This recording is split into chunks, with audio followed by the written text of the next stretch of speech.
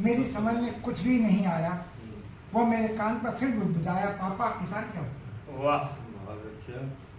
प्रश्न जटिल था, सत्य था, भू पर लिखा हुआ अमिट सत्य था।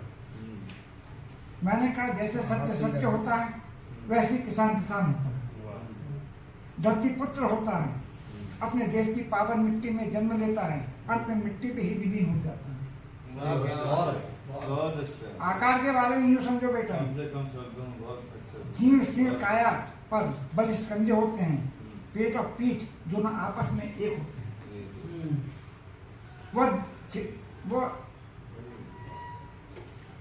वो दधी की पुत्र, वेदनाओं का पुतला, सर से पांव तक मिट्टी में सना होता है, ऐसा होता है भारत का किसान।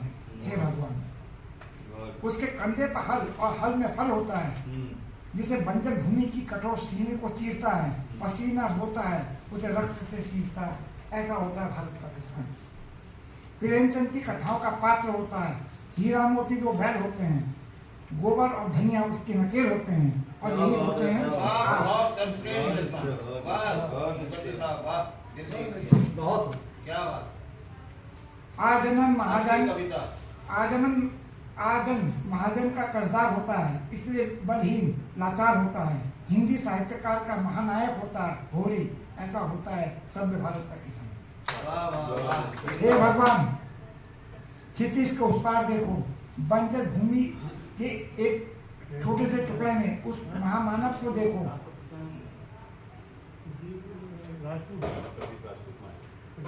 बंजर भूमि के एक छोटे से टुकड़े में उस महामानव को देखो, वो समस्याओं की प्रचंड आंधी में उबल रहा है। उस दधी की पुत्र को कोई इंद्र फिर से छल रहा है। वाह।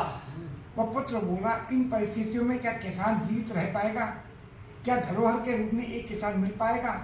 ऐसा ना हो कि किसान भी डायनासोर हो जाए आने वाली पीढ़ी के लिए, ये प्रजाति लुप्त हो जाए। क्या पता किसान के अवशेष मिल भी पाएंगे या फिर महाजन उसे भी चट कर जाएंगे। किसान डायनासोर हो गया तो सब डायनासोर हो जाएंगे। यदि हिंदी साहित्य को जीवित रखना है तो, राष्ट्रीय भाषा हिंदी को का मान रखना है तो प्रेमचंद को जीवित रखना होगा, किसान को जीवित रखना होगा। कौन चला रहा था? शंख की नाद और अजान को आपस में टकराकर कौन चला जाता है? भोर की प्रथम किरण पर ही मेरे गांव का चर्चित चौराहा लाल रंग से रंग जाता है। प्रश्न ये नहीं उठता कि मारा किसने मरा कौन, प्रश्न ये उठता है ऐसा घंटा काम कर दिया कौन।